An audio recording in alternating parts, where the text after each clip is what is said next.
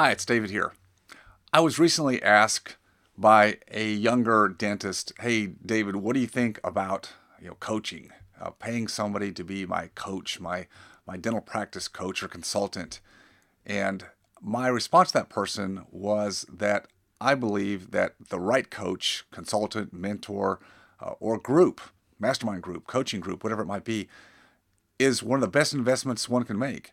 And I know that's kind of tough, especially for younger docs who are still dealing with probably a lot of student loan debt or getting a practice going and a new family and all the expenses and costs and trying to move up, scale up from survival mode to some kind of sense of stability. It's hard to think about outlaying more dollars when you've already outlaid a lot of time and a lot of dollars just to get to where you are. That is kind of treading water right now. But I'll tell you that it's the best thing you can do. Now, again, when you're just starting out and you don't have a lot of extra cash or cash flow, sure, you have to be prudent about it. You don't jump out and go for some high level coaching program. But there's lots of people and lots of ways to get involved in different group coaching that can be very relevant and get the ball rolling. In fact, I personally learn a lot when I'm in small groups like mastermind groups where the participation cost or fee or investment, if you will, is much more nominal. But I also do one-on-one coaching consulting or have mentors in my life. So I do both, but this is something that has evolved over many years for me. I didn't start out with the ability or the funds to make massive changes.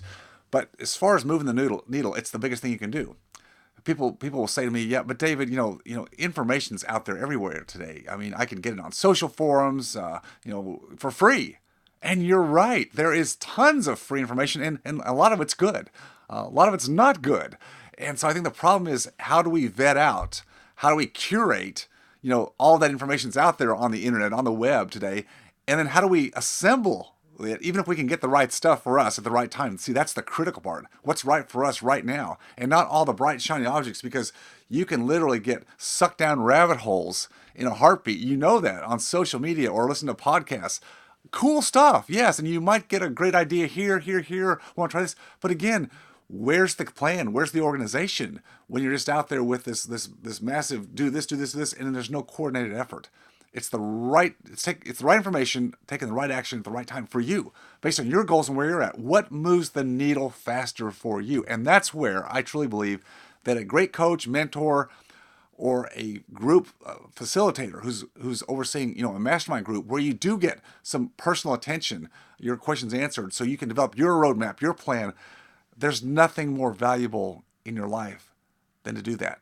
Now, next question is, well then, okay, David, well who? Well, of course, it depends on who you are and where you are in your life and what you need to move the needle for you. I can't say what that is because I don't know you personally, but I would say there are people out there right now, and again, it's out there in the spaces on social media, or certainly when you've taken continuing education courses, I'm sure.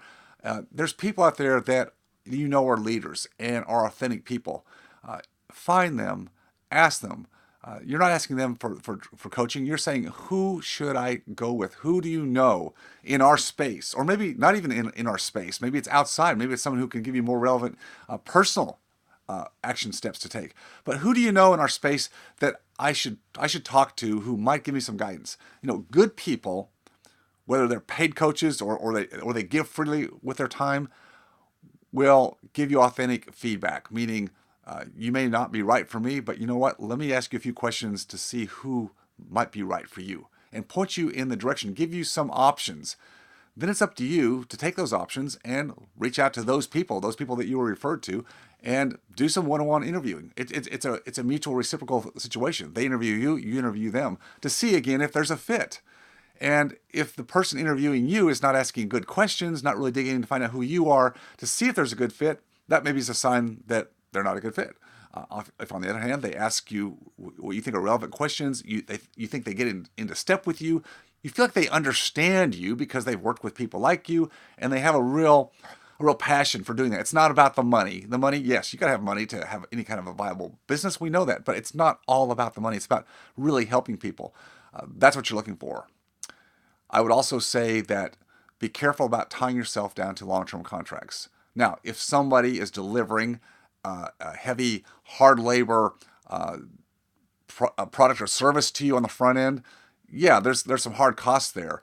But if it's a consulting program, there should be the ability and the right for either party to terminate an agreement relatively easily without having to go through a full 12-month or 24-month or 36-month contract.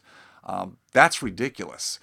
A good coach mentor should be good enough that they pretty well bring on or onboard the right clients, and they shouldn't have a track record of having to turn a lot of people loose or have people have conflicts with them and want to terminate early. That's the mark of a good consultant. And if their track record is they have a lot of people that are wanting out or not getting results, then there's an issue there. You want someone who, yes, you want to have a plan, and this plan should take 6 months or our plans for 12 months or whatever it is, and go with that plan. But if you're not getting results or there's not a good mesh as you go along the way, there should be an out clause. So either one of you can pull the plug early and not create disharmonious relationship that's just not going anywhere. So I hope those tips help you a little bit when you're thinking about what should I do in my life, and should I, quote, spend the extra money right now when I don't have it versus investing in yourself for the future. I think that's what it comes down to. So hope that helps. Remember, always stay focused on your freedom. I'll see you next time.